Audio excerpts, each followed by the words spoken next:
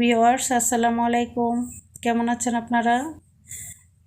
আমি আজকে আপনাদের জন্য একটি দারুণ মজাদার রেসিপি নিয়ে আসছি।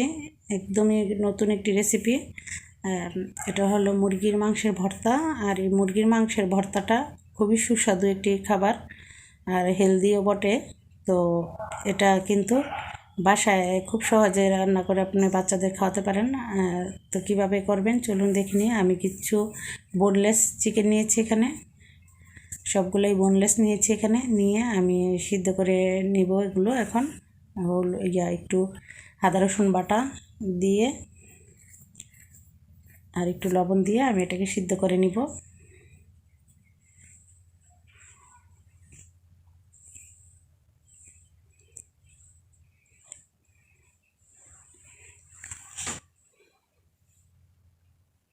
আর এই সিদ্ধ করে নিয়েছি আমি, দেখুন। আর এই সিদ্ধ করার পরে যে পানিটা ছিল ওটাও কিন্তু আমি ফেলে দিইনি, ওটা আমি রান্নার কাজে ব্যবহার করে ফেলবো, যেহেতু এটা একটা চিকেন স্টক আর এটা খুবই পুষ্টিকর। তো ভিউয়ার্স, এই যে এইভাবে কিন্তু আমি মাংসটা ছিঁড়ে নিচ্ছি, দেখুন। এই যে এভাবে যত চিকন করে পারেন এভাবে ছিঁড়ে নেবেন মাংসটা।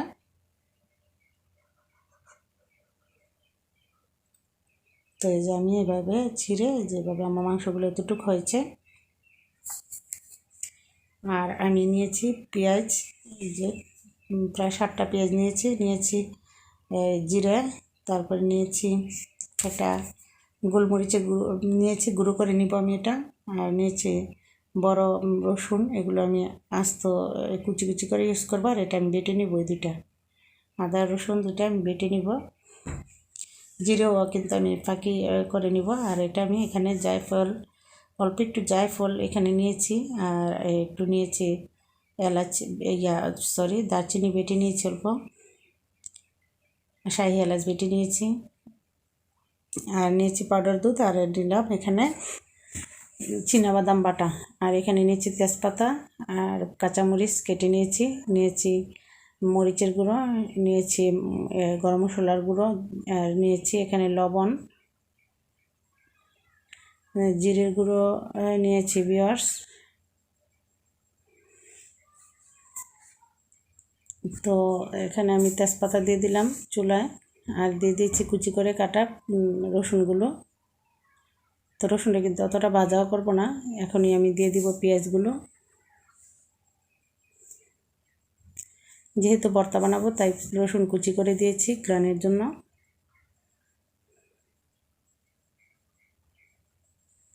এখন পেঁয়াজগুলোকে আমি ভালো করে এভাবে নেড়ে চেড়ে, অতটাও ভাজা ভাজা করবো না, জাস্ট গন্ধটা দূর করব। একটু লবণ দিয়ে দিব এই ফাঁকে। লবণটা দিলে পেঁয়াজটা তাড়াতাড়ি আপনার একটু নরম হবে।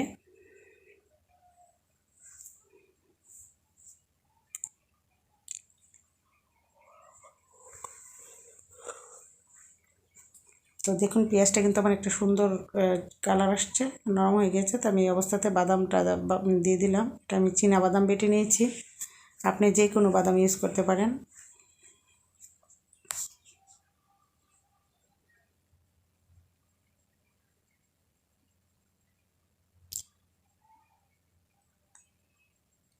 আর ভালো করে আমি বাদামটার যেন একটা গন্ধ থাকে, যে ওটা যেন না থাকে, যেহেতু ভর্তা বানাবো। তো বাদামটাকে আমি ভালো করে ভেজে নিচ্ছি, তাহলে একটা কিন্তু সুন্দর ফ্লেভার চলে আসবে ভর্তাটার মধ্যে।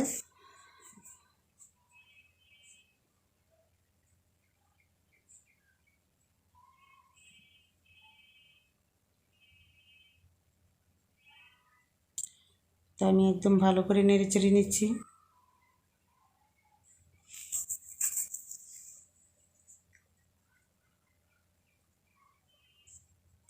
এখন দিয়ে দিলাম আমি রসুন বাটা, তারপরে আদা বাটা, এই দুটোই আমি এখানে দিয়ে দিয়েছি। আর যেহেতু মুরগি দেখেছেন তো কতটুকু নিয়েছি আমি, এর মধ্যে আমি 1 চামচ, আর রসুন বাটা দিয়েছি আমি 1.5 চামচ, আর 1 চামচ দিয়েছি আদা বাটা, এর চা চামচে।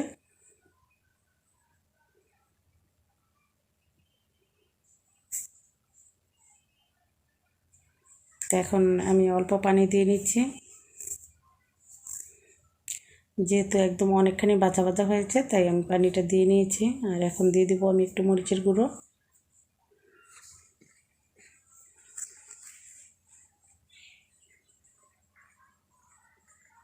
তারপরে দিয়ে দিলাম আমি একটু জিরের গুঁড়ো, আর দিয়ে দিলাম একটু গরম মশলার গুঁড়ো।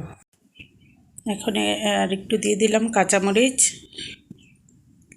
কাঁচামরিচ আমি ফালি করে কেটে নিয়েছি, ভর্তার মধ্যে কাঁচামরিচটা দিলে ভালো লাগে। তাই এগুলোকে আমি ভালো করে নেড়েচেড়ে একটু কষিয়ে নিচ্ছি। তারপরে আমি যে বেটে রাখা মশলাটা ওটা দিয়ে দিলাম।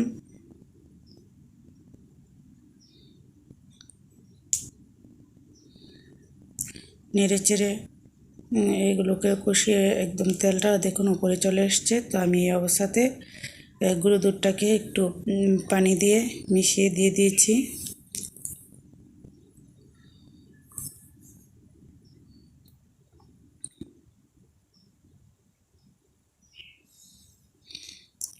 দেখুন এখন কিন্তু একটা কালার চলে আসছে সুন্দর। তো আমি এখন দিয়ে দিব মাংসগুলো।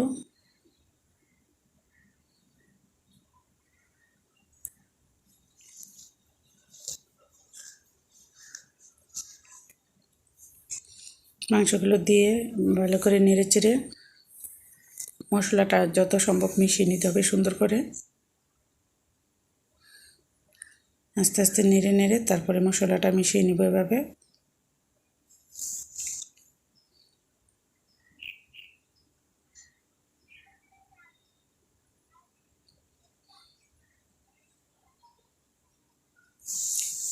আর ভিউয়ার্স, আমার ভিডিওটি ভালো লাগলে প্লিজ লাইক কমেন্ট শেয়ার করবেন। আর আমার চ্যানেলটিকে সাবস্ক্রাইব করে পাশে থাকা বেল আইকনটি ক্লিক করে দিবেন, তাহলে আমার যত নোটিফিকেশন আছে সহজে আপনাদের কাছে পৌঁছে যাবে। তো এই অবস্থায় আমি একটু পানি দিয়ে দিলাম।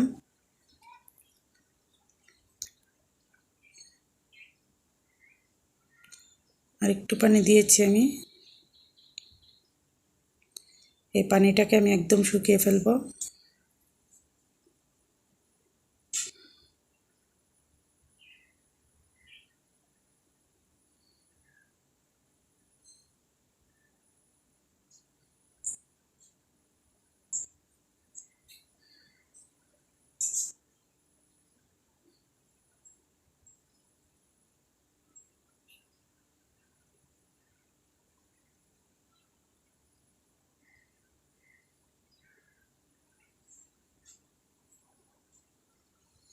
তো দেখুন অনেকটাই পানি শুকিয়ে আসছে। আর আমি এই তেজপাতাগুলো ফেলে দিচ্ছি। তেজপাতার ফ্লেভার যা আসার তো এসেই গিয়েছে। তো এখন আমি তেজপাতাগুলো ফেলে দিলাম।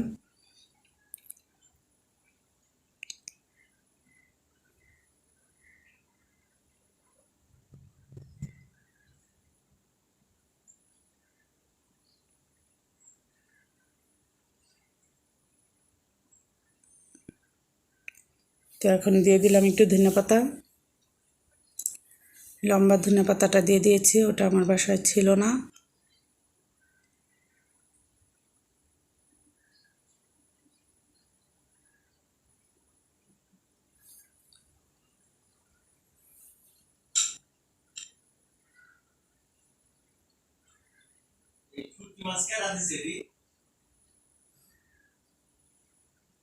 তারপরে আমি এখানে দিয়ে দিলাম একটু গোলমরিচের গুঁড়ো।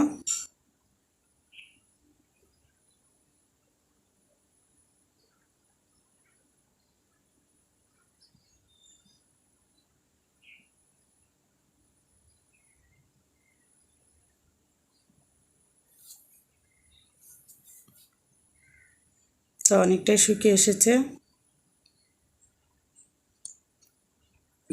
ভর্তাটা অনেকটা রেডি হয়ে গিয়েছে। তো আমি এখন দেখাবো আপনাদের কতটা সুন্দর হয়েছে সার্ভ করে। যে আমি সার্ভিং ডিশে সার্ভ করছি দেখুন।